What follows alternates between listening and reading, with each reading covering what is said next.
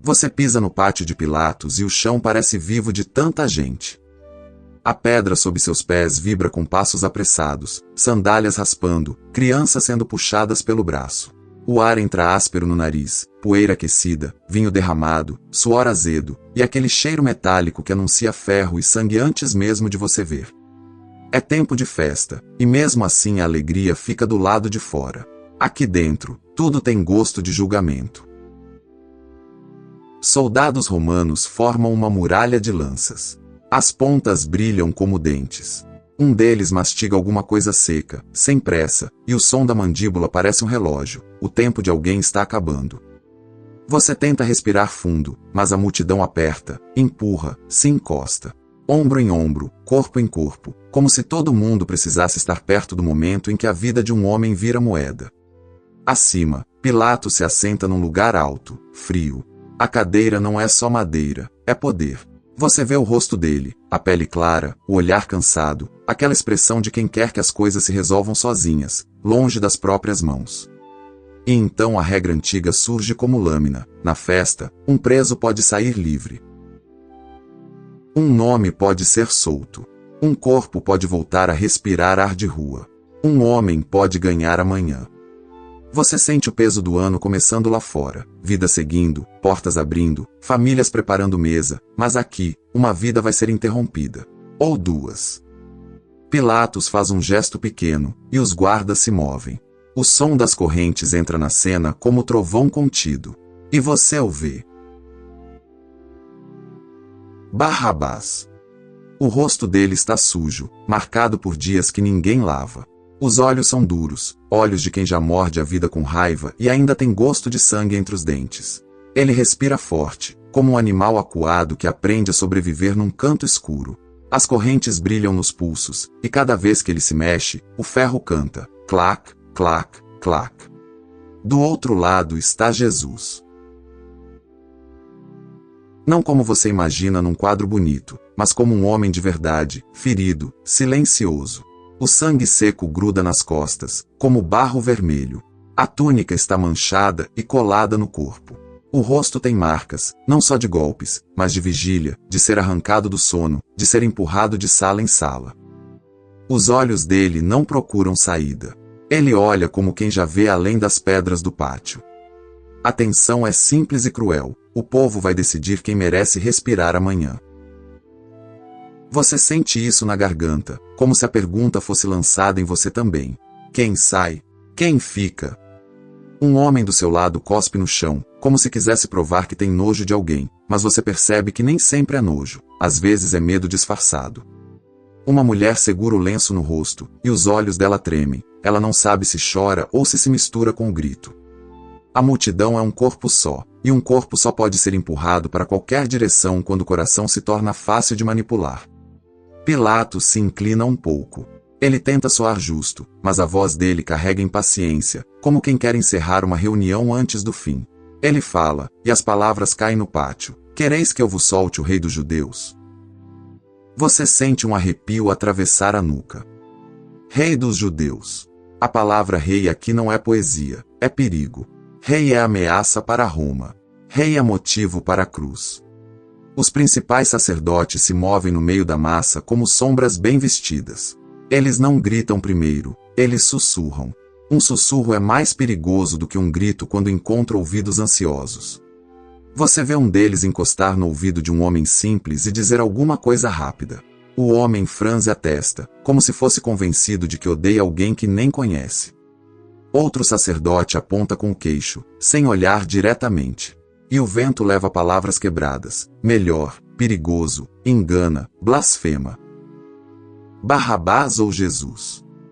A escolha vira tempestade. As vozes começam baixas, depois se empilham, se empurram, se contaminam. É como fogo pegando em palha seca, uma faísca e pronto, a fumaça toma tudo. Você olha para Barrabás. Ele não parece santo arrependido. Ele parece sobrevivente. A barba dele é rala e suja. O corpo tem marcas de luta. Você imagina, sem querer, uma lâmina escondida, um beco escuro, um grito abafado. Dizem que ele é preso com outros amotinadores, dizem que há sangue nas mãos dele. Mas aqui ninguém quer ouvir dizem, aqui todo mundo quer usar um nome como arma. Você olha para Jesus. E o que te desconcerta é isso, ele não se defende. Todo mundo entende um homem lutando pela própria vida, mas um homem que aceita o silêncio? O silêncio dele não é covardia, é peso. É como se cada palavra que ele poderia dizer fosse um trovão, e ele escolhe não esmagar ninguém com esse trovão. O sol bate no pátio e faz a poeira dançar no ar. Você sente o suor escorrendo nas costas, preso entre a pele e a roupa. E dentro de você, algo humano se mexe. A vontade de um culpado fácil, de um escape rápido, de um salvador do tipo que resolve com força.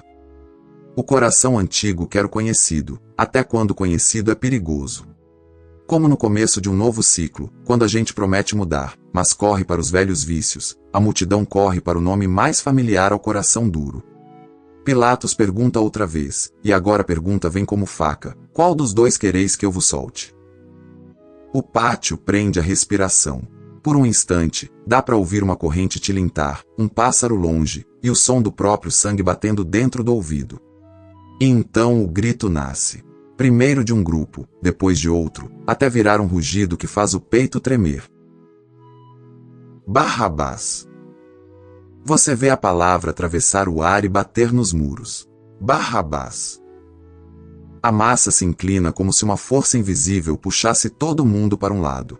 Você sente cotovelos te cutucarem, sente o empurrão de quem quer estar mais perto de participar do momento. Pilatos endurece o rosto. Ele tenta manter controle, mas os olhos denunciam. Ele não manda aqui tanto quanto imagina. Ele solta a pergunta que ninguém quer responder com honestidade. Que farei então daquele que chamais rei dos judeus? A resposta vem sem misericórdia. Não é um debate, é uma sentença cuspida: crucifica-o. A palavra crucifica tem um som áspero. Ela não é só morte, é humilhação pública, é dor lenta, é corpo aberto ao sol e aos animais. E o mais assustador é perceber que muita gente grita como se fosse normal, como se fosse apenas mais uma tarde. Pilatos insiste, e a insistência dele parece um homem tentando salvar a própria reputação, não um inocente. Mas que mal fez ele? Você espera que alguém pare, que alguém diga: espera. Mas a multidão não para. Ela cresce. Ela vira onda. E a onda não negocia com pedra. Eles gritam ainda mais: crucifica-o. Nesse momento, você sente que o pátio inteiro está tomado por algo que não é apenas opinião. É como se um véu de ira, medo e conveniência cobrisse os olhos. Um homem ao seu lado treme de excitação, como se a violência desse sentido à própria vida. Uma mulher fecha os olhos e grita também, talvez para não ficar de fora. Pilatos olha para o povo. Ele faz contas com o olhar. Ele quer contentar a multidão. Você vê isso no modo como ele engole seco, como se preferisse paz política à verdade. E então ele dá o sinal. Um gesto pequeno, quase elegante, e o horror obedece. Um soldado romano se aproxima de Barrabás. A mão dele é grande, calejada, cheira a couro e metal. Ele pega a corrente e puxa. O ferro raspa na pele e deixa uma linha vermelha no pulso do prisioneiro. E então, o som. O grampo se solta. O metal cai no chão, clac. Um som curto, seco, definitivo. Barrabás pisca, como quem não acredita que o impossível acontece. A boca abre um pouco, sem voz. Ele olha para as próprias mãos, como se esperasse que as correntes voltassem sozinhas. O guarda empurra o ombro dele. Anda. A palavra sai em latim, dura como pedra. Barrabás dá um passo. E então outro. Os pés dele tocam o chão como se fosse a primeira vez. O ar parece diferente quando você não está preso. A luz da saída bate no rosto dele e mostra, por um segundo, algo que você não sabe nomear: choque, alívio e um resto de incredulidade. Ele passa por você. Você sente o cheiro dele, fumaça velha, suor e a lembrança de celas úmidas. Ele é um homem que deveria estar indo para a cruz. Ele é um homem que deveria estar pagando. Mas ele está indo para a rua. Atrás, o lugar que ninguém quer agora se abre como boca escura. Jesus recebe o lugar do culpado. Não é teoria. É troca. Você vê os soldados se moverem na direção de Jesus. Um deles amarra os pulsos de Cristo com firmeza, como quem amarra um típico condenado. Mas você percebe, o condenado aqui é diferente. Jesus não puxa o braço para escapar. Ele oferece o braço. A corda aperta a pele, e a pele já está ferida. Pilatos manda açoitar. Um soldado gira o flagelo na mão como quem testa uma ferramenta. O couro faz um som leve no ar. Você sente o estômago virar. Jesus é levado. E enquanto ele anda, a poeira gruda nas feridas abertas. Cada passo é uma mistura de sangue e terra. Você tenta acompanhar com os olhos, mas a multidão se mexe, vibra, se satisfaz como um bicho que acabou de ganhar carne. E você, parado ali, sente que o mundo inteiro fica menor. Barrabás agora some na cidade, livre. Você imagina ele atravessando um corredor, empurrando portas, sentindo o sol sem grades, ouvindo risadas, passos, o barulho de panela, o som distante de cânticos da festa. Talvez ele corra. Talvez ele caminhe devagar, desconfiado, esperando alguém gritar, volta. Talvez ele procure um canto para chorar. Talvez ele procure um canto para comemorar. O texto não te diz. Mas a liberdade dele tem o peso de uma cruz nas costas de outro. E você fica com a cena atravessada no peito. O inocente vai para a condenação, o culpado vai para a rua. A graça não aparece como discurso, ela aparece como portas trocadas. Você tenta não pensar no que acontece depois, mas o pátio te empurra para ver. Os soldados levam Jesus para dentro, e ali o cheiro muda, suor velho, couro molhado, acidez do medo de tantos outros condenados. Eles tiram a túnica, e o tecido puxa a pele onde o sangue seca.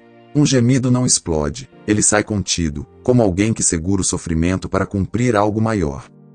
O açoite começa. O som é um estalo que corta o ar. Cada golpe deixa marcas que o seu corpo sente só de ouvir. Você aperta as mãos sem perceber.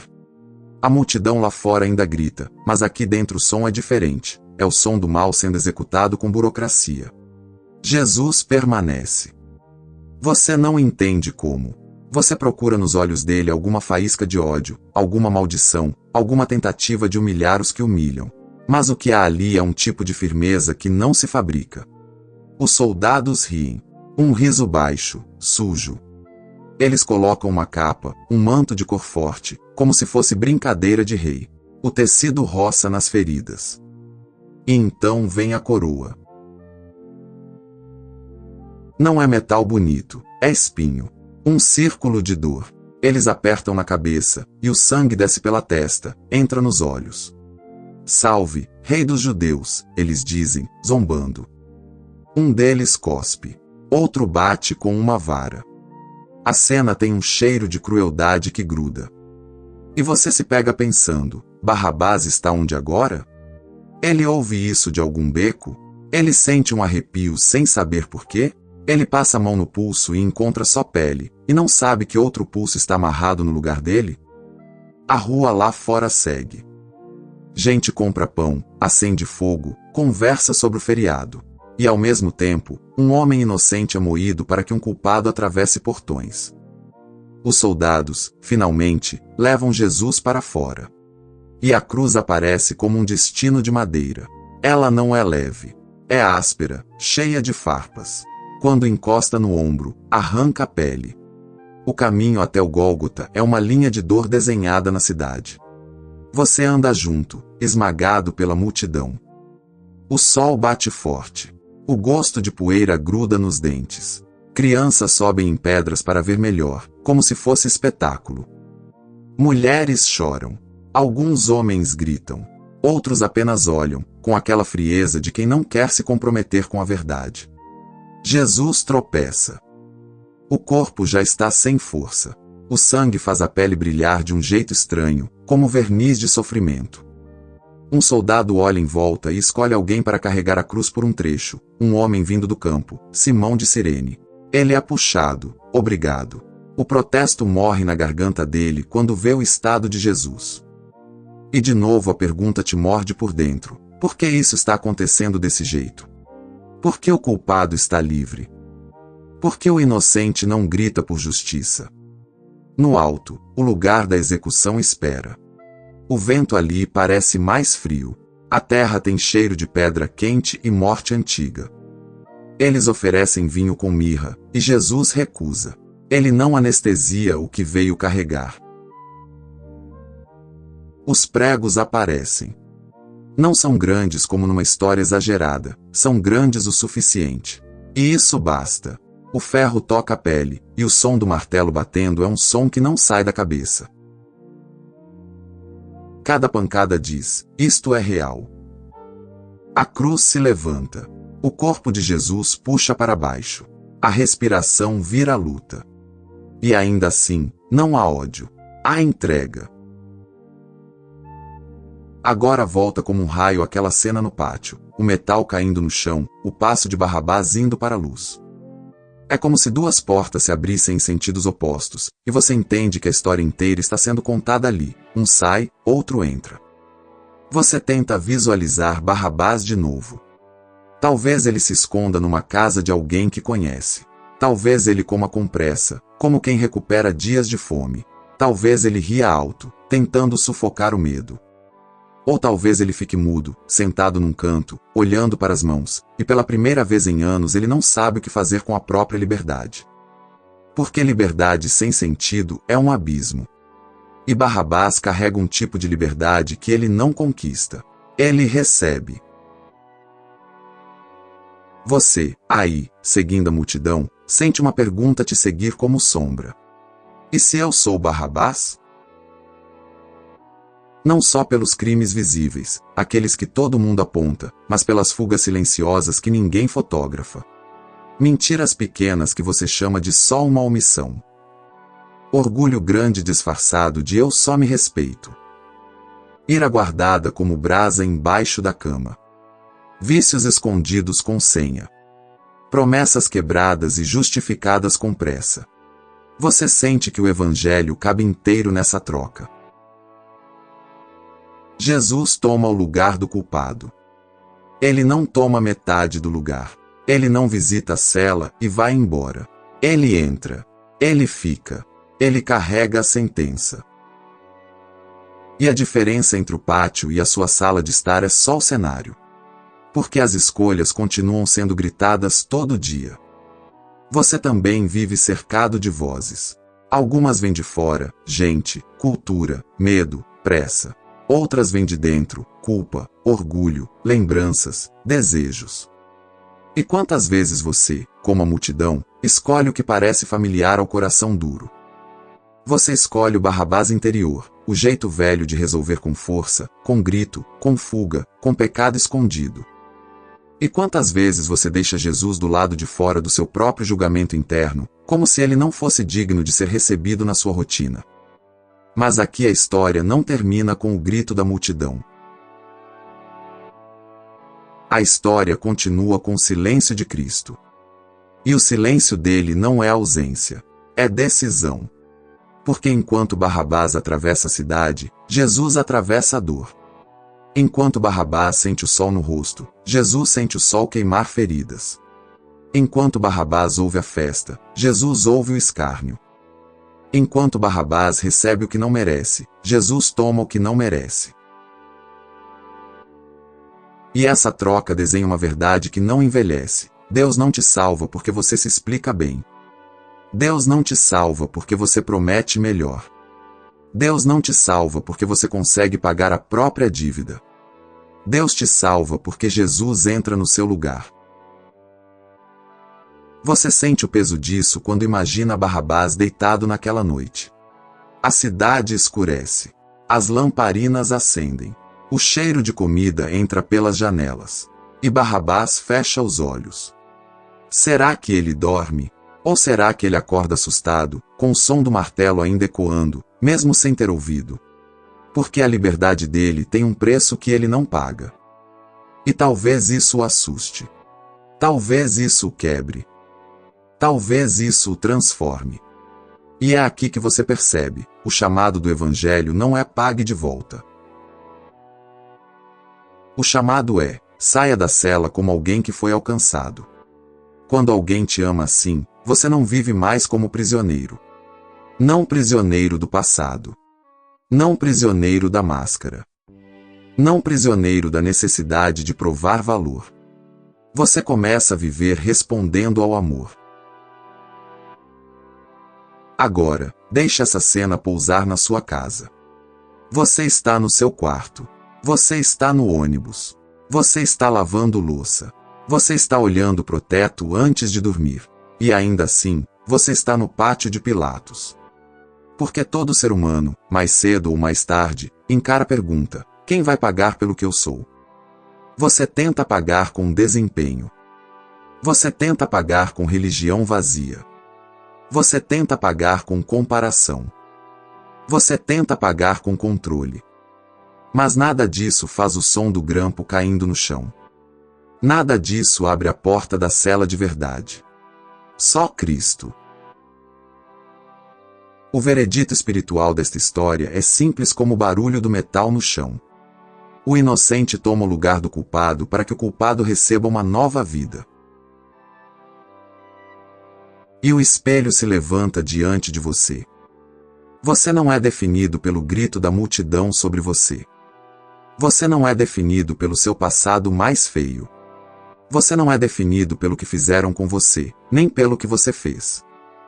Em Cristo, você é definido pela troca. Se Ele entra no seu lugar, você pode começar de novo.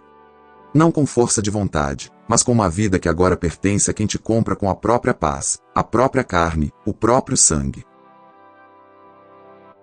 Então eu te convido, agora, do jeito mais honesto possível. Se você se vê como Barrabás, cansado, culpado, quebrado, sobrevivendo, não foge. Para um instante. Fecha os olhos se puder. E fala com Jesus como quem está diante da porta aberta da cela. Senhor Jesus, eu sou eu. Eu não tenho como me justificar. Eu vejo minhas correntes, até as que ninguém vê. E eu vejo o teu silêncio no meu lugar. Eu recebo essa troca. Entra onde eu deveria estar, e me ensina a viver como alguém que foi libertado.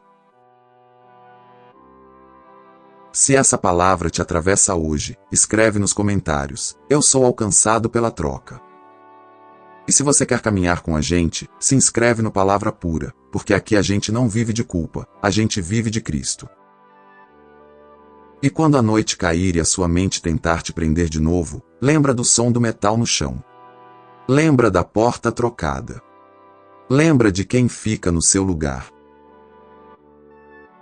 Porque em Marcos 15, dos versículos 6 a 15, Barrabás sai livre. E isso não é só a história dele. É o retrato da sua redenção em Jesus.